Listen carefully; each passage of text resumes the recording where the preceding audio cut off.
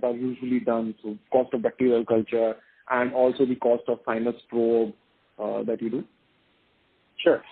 So a new patient visit will generally be around $300 across the board.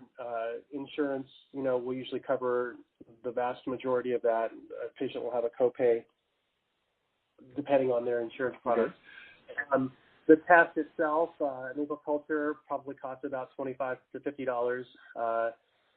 And then antibiotics usually are going to be generic and covered by insurance. So the commercial insurance, $15 maximum for a course of antibiotics. So we're talking about $400 for one visit is the amount of money that's expended.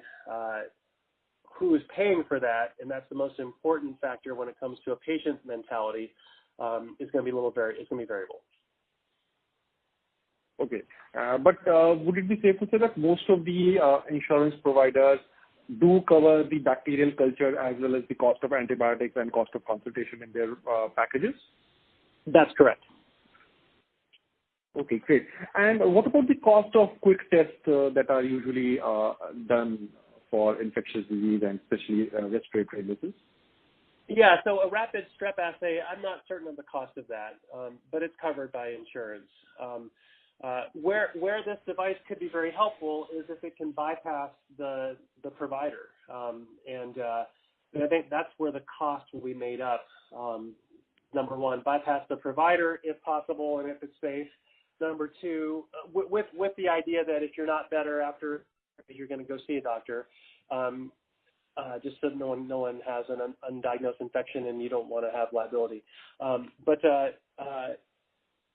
the intangible is going to be lost productivity. And so if I'm self-employed and I've got to go to the doctor and spend 2 hours with traffic to get there and come back, that's going to be a loss of money to me that's going to exceed the cost of being able to get this treated at home.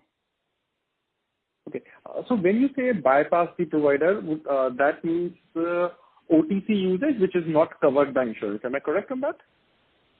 Yeah. So I think that if you can confirm with an accurate test that yes, I've got a bacterial sinus infection caused by M. catarrhalis, and you can automatically through an application on your smartphone contact a physician and have a video conference at home, and the doctor can ask some simple questions, look at the test, see it through the video camera, the test is positive, then I think it's very safe for that person to that physician to call in an antibiotic to the person's pharmacy and have them bypass going to the doctor altogether, with the caveat that if you are not better after X number of days of receiving this antibiotic, you're going to go seek care.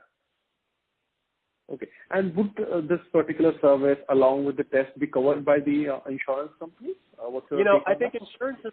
Yeah, I think insurances would be silly not to cover it because it's going to be far less expensive for them to cover this than going to the doctor, especially going to the urgent care or the emergency department. I mean, that's just to go into the ER. You're going to pay anywhere from $300 to $500 just to get checked in. It's going to cost you that, and so insurance companies, yeah.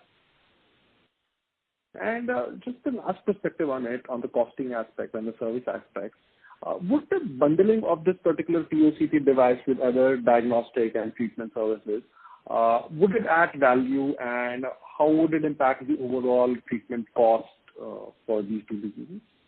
Well, I think bundling would increase the value, but again, otorrhea is not as common as rhinorrhea, and so I don't know that, especially in an adult.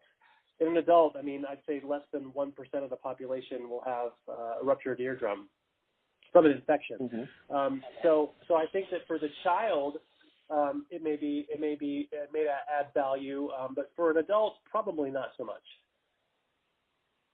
Okay, great. Thank you so much for your perspective on the overall cost aspect. Now we move to our last section and wanted to get your opinion on the antibiotic stewardship program and what